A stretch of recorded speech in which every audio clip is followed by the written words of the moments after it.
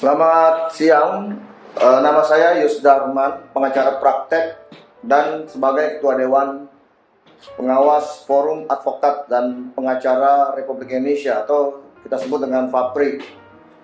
Izinkan saya sedikit mengulas tentang hiruk-pikuk yang terjadi saat ini di negara yang kita cintai ini. Pemerintah mengeluarkan RUU haluan ideologi Pancasila atau kita sebut dengan RUU HIP.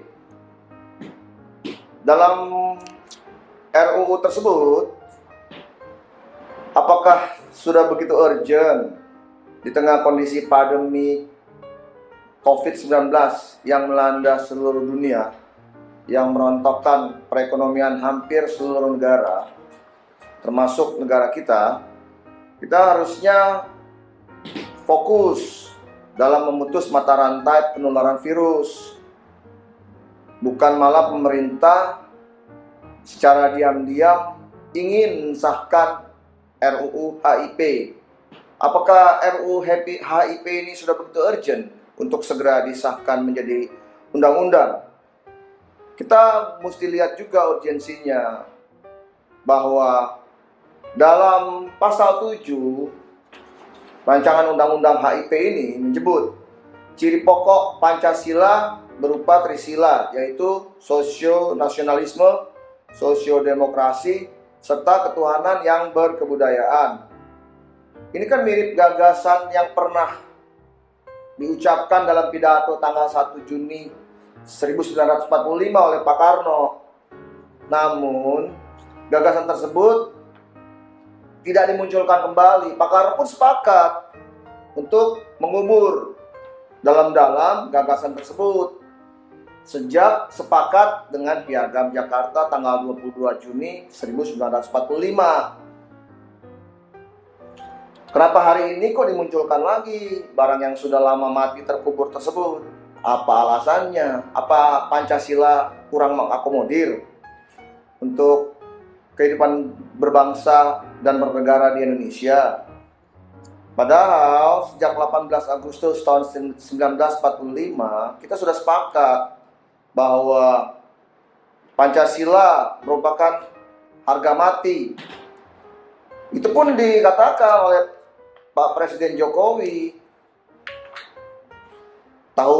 pada tanggal 19 Mei 2017, yang saya kutip dari headline berita liputan6.com. Silakan saudara-saudara untuk cross-check apa yang saya katakan. Jadi, kalau menurut saya, kemarin tuh sudah begitu ramai ormas-ormas Islam seperti Muhammadiyah, Nahdlatul Ulama, MUI, GNPF, PA212, FPI yang menamakan Aliansi Nasional Anti Komunis. Tolonglah yang sedang berkuasa diakomodir. Jangan timbul kesan bahwa seolah-olah RUU HIP ini pesanan. Bahaya negara kalau sudah mulai disusupi unsur-unsur yang bertentangan dengan keinginan mayoritas masyarakatnya. Perlu diketahui juga bahwa mayoritas rakyat Indonesia itu adalah Islam. Jadi nggak usahlah kita mengutak-atik tentang ketuhanan yang Maha Esa. Nggak usah, karena itu sudah konsensus yang kita sepakati sejak 18 Agustus 1945 sampai hari ini. Terus mau ngapain gitu loh dirubah-rubah? Cari penyakit aja kalau menurut saya sih. Nggak ada untungnya.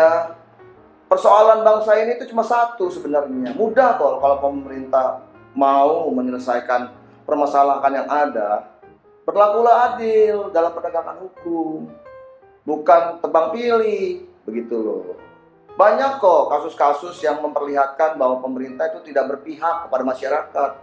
Ini kan kalau kita telusuri lagi, kembali kepada Undang-Undang Dasar 1945, Ini kan sebenarnya pengkhianatan terhadap masyarakat yang memberikan mandat. Pemerintah kan dipilih oleh masyarakat. Kenapa begitu menjabat masyarakat malah ditinggalkan? Seolah-olah masyarakat hanya diinjak kepalanya. Kemudian dikhianati. Nggak boleh begitu dong. Kalau mau negara ini stabil politiknya, tentram, masyarakatnya harmonis. Jadi kalau kontak-katik undang-undang itu menurut saya nggak bagus.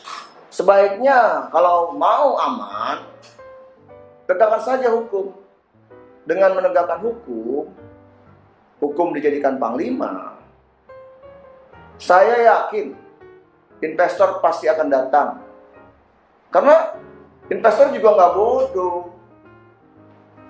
Memang dipikirnya investor bodoh. Kalau pemangku kekuasaan bermain-main dengan hukum, kemudian teriaknya bahwa mereka menegakkan hukum, tapi kenyataannya mereka membelokkan hukum, dipikirnya mereka nggak tahu.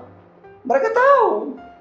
Jadi sebagus apapun undang-undang yang mau dirubah-rubah, kalau dalam pelaksanaannya itu melenceng, tidak akan mungkin investor itu akan datang. Karena dia juga maunya kepentingannya diakomodir dong. Di negara yang hukumnya babak belur, dia khawatir mau menginvestasikan sejumlah dananya. Jangan-jangan di tengah jalan terjadi apa-apa. Jadi kalau boleh saya memberikan saran bahwa sebaiknya tegakkan saja hukum.